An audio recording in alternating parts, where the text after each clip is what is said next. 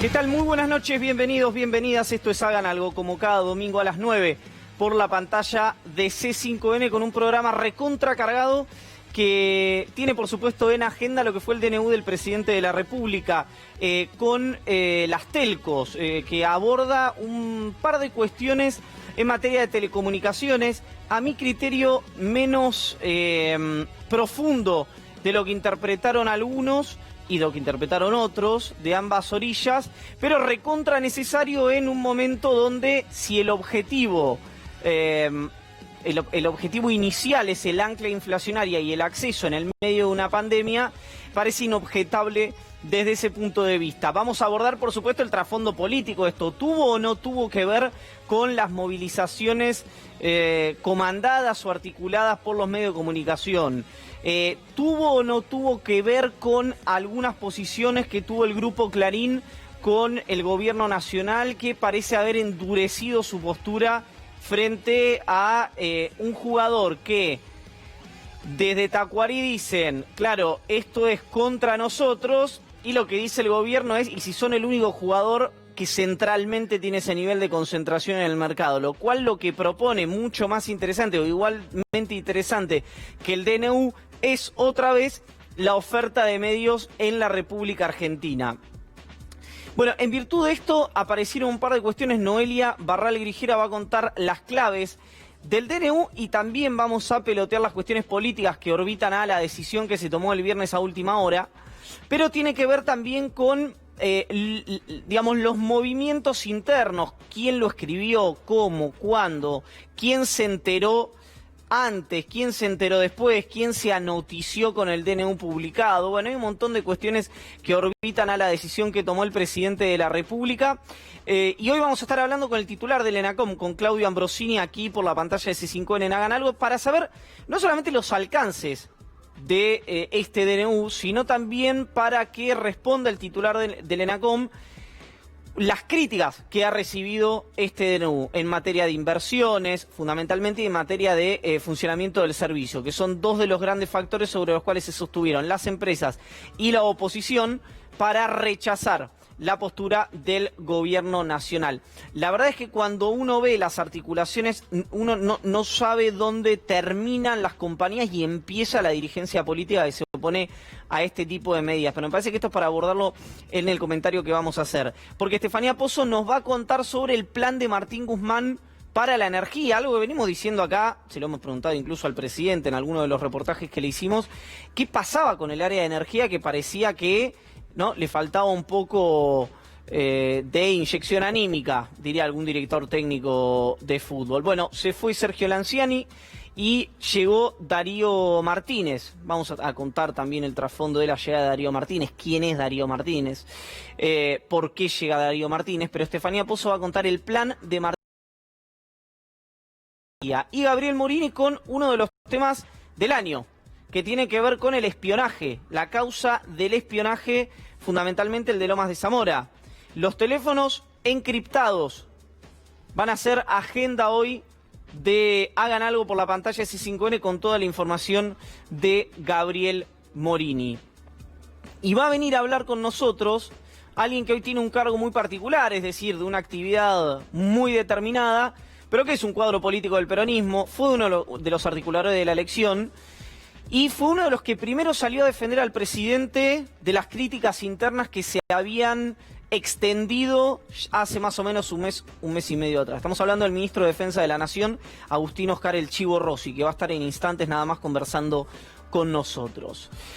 Pero de lo que queríamos hablar, entre otras cosas, el día de hoy, por eso decimos ojo con la curva, que es la participación que les proponemos hoy en el GRAF, tiene que ver con, y ahora lo de la incomodidad de los racionales del OFF, que también va a ser agenda nuestra, tiene que ver con la posición que está tomando un sector de la oposición y un sector del empresariado que de alguna manera se envalentonaron por algunos traspiés en decisiones oficiales, falta de preparación en otras y run run internista en casi todas, y creen que el gobierno está o débil o con la falta de articulación necesaria para volver a tomar la delantera.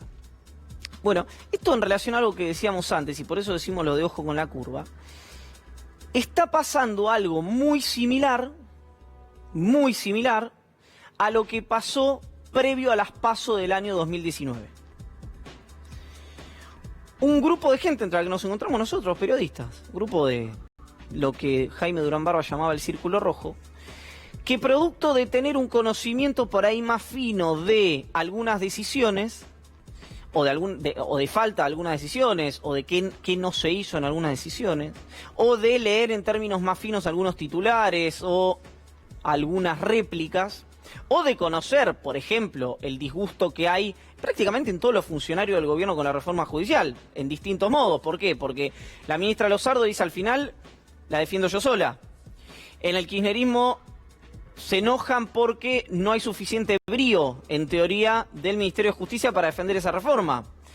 Todos los funcionarios que metieron mano a esa reforma, no aparece ninguno. Y quien presentó esa reforma fue el presidente de la Nación. En además uno de sus factores centrales, que es dígale democratización, dígale un intento de darle más transparencia, dígale un afán republicano, dígale socialdemócrata, dígale como usted quiera, pero las intenciones que tiene el presidente, sin lugar a dudas, tienen un horizonte correcto. Ahora, evidentemente hay algo que está fallando.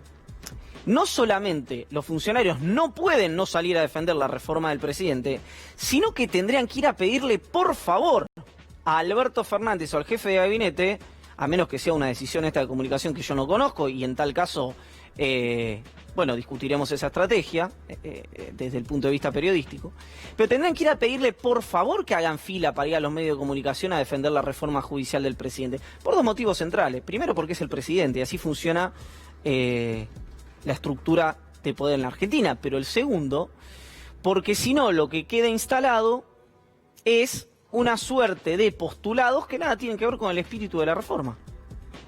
Pero, ¿a qué voy con esto? Que este es uno de los puntos que yo le podría decir, bueno, sí hay diferencias dentro del gobierno, no centrales. Sí tiene que ver con si la reforma pasa o no pasa, digamos, si se aprueba o no se aprueba. Ese va a ser un factor central, por ejemplo. ¿Cómo va a terminar el DNU de telecomunicaciones? Va a ser otro factor central, que es una decisión en el digamos, si usted quiere... y voy a contar una anécdota que me queda muy larga de tiempo, pero en el mejor sentido nestorista de Alberto Fernández. No, viernes, final de semana, nadie la esperaba, un DNU que modifica, después veremos si más o menos, el mercado de telecomunicaciones. Pero ¿por qué digo ojo con la curva? Porque hace más o menos 2 meses, 60 días, que el presidente se mantiene en su imagen, que depende del consultor, orilla entre los 60 y los 65 puntos. Siempre yo lo que le digo es la serie, ¿no? Es decir, venía una tendencia decreciente la imagen del presidente, después de tocar 85 puntos, lógico que iba a bajar, y se estabilizó en 60-65 puntos. Y del otro lado, por eso lo que digo es que hay una falsa idea de grieta. No hay grieta hoy o no hay competencia electoral entre Alberto Fernández y Mauricio Macri. Porque hoy la persona a nivel nacional, porque uno podría decir, bueno, hay otros competidores, Larreta podría ser eventualmente, Cornejo, no los miden a nivel nacional. O no están probados en combate, quiero decir, como si lo están Macri y Alberto Fernández. La mejor imagen del país la tiene Alberto Fernández y la peor imagen del país la tiene Mauricio Macri. Es una falsa antinomia que muchas veces incluso caen algunos vectores de la coalición oficialista. Ahora, no solamente esto. Las declaraciones de Ernesto Sanz, que tiene suerte de no ser peronista, porque si no lo hubieran llamado golpista o le hubieran dicho que forma parte del club del helicóptero, de algunas de esas herramientas creativas que hemos incorporado, digamos, a nuestra imagen colectiva en los años del expresidente Macri, cuando dice está todo por explotar o cuánto falta para explotar, colisiona, ahora sí, esta es mi verdad relativa, con lo que creo que no ve en Ernesto Sanz o puede ser Patricia Bullrich, y que sí ven, por ejemplo, lo que llamamos hace mucho tiempo los racionales del off. Larreta, Vidal, Monzó, Massot, Frigerio, De Luca, Ritondo, etcétera. Morales. Hay más, seguramente me los estoy olvidando. ¿Qué es? Algo que decía siempre Jaime Durán Barba, que las elecciones no se cocinan por el último año, sino por los últimos 90 días. Yo les diría aún más, difícil que un gobierno peronista, aún en pandemia, pero teniendo los resortes del Estado, no pueda resolver de un momento para el otro ganar la agenda con medida de corte económico, como además va a pasar en breve. Entonces, una vez más, como pasó previo a las PASO 2019, insisto, esta es mi verdad relativa, la percepción social está absolutamente alejada de la percepción del círculo rojo de los medios de comunicación. Es más, le diría que incluso es muy difícil encontrar a alguien dentro del oficialismo que diga qué bien que estamos. ¿Por qué? Bueno, porque algunos sectores del oficialismo son bastante permeables a los cantos de sirenas o a las comidillas de, otra vez, de lo que se llama el círculo rojo. ¿Qué es lo que le debería preocupar más al gobierno? Mucho más que la reforma judicial, mucho más que Vicentín, que forma parte de un sector muy ruidoso, pero hasta ahora minoritario de la sociedad. Lo que pasó hace un mes y medio atrás, los cortes de luz en el sur del conurbano bonaerense, que generó una campaña que quedó por ahora en la nebulosa sobre la compañía de Sur. La falta de habilidad para comunicar, si es que había algo que comunicar, y si no, la falta de habilidad para incorporarse a una discusión como fue el IVA a la leche. Recién Juan hablaba algo respecto a esto, Juan Enrique. Y esto lo que hace es generar distorsiones dentro de la oposición respecto a la percepción de la opinión pública y de la política, y esas distorsiones se cocinan con marchas como la del lunes, que mucho antes que una marcha contra el presidente fue una marcha para marcarle la cancha a Horacio Rodríguez Larreta, que por primera vez desde que uno analiza la praxis política del jefe de gobierno porteño, se lo vio desbordado. Lo desautorizó un community manager, más apto a lo mejor para este tipo de cuestiones en redes sociales que para predecir resultados electorales. Con línea directa con el presidente de la República, vía Fernando de Andrés, el expresidente de la República. Que acá hay otro punto de la incomodidad, si querés indirecta o tácita, que tienen que tener Larreta, Vidal, Monzó, Lustó, Cornejo, Mazó, lo que ustedes quieran. Que es, si lo que Sergio Massa dice es cierto, y es que Mauricio Macri los conduce desde una reposera en Saint-Tropez, además de hablar de la falta de apego al trabajo del expresidente, habla de que no solamente Macri dejó de ser el líder de la oposición, o por lo menos del PRO, sino que mucho más lo sigue siendo, por lo menos dentro de su partido. Porque por más que Morales diga que no hay líder de la oposición, por más que Cornejo diga que no hay líder de la oposición, por más que Larreta diga que no hay líder de la oposición, si Mauricio Macri, desde Francia, a través de su teléfono celular, digita las posiciones, no solamente de los comunicados partidarios, sino también del Congreso de la República, es que no hay nadie disputándole hoy realmente la conducción de la oposición. ¿Por qué? Bueno, por un factor central, que saben todos los que yo mencioné, o creen, porque yo no sé si están equivocados o no, que con Macri solo no se puede, pero que sin Macri no les alcanza. Y que además Macri tiene muchísima más capacidad de daño que capacidad de construcción política. Se lo traduzco. Macri le podría decir perfectamente a cualquiera de los dirigentes que yo les mencioné: si yo no voy a ser parte de la decisión de las listas en la provincia, o si yo no voy a ser parte de la lista de las listas en la ciudad de Buenos Aires, o si yo no voy a ser parte de la lista en la ciudad de Buenos Aires, parafraseando al propio Mauricio Macri, ojo, porque les puedo hacer mucho daño.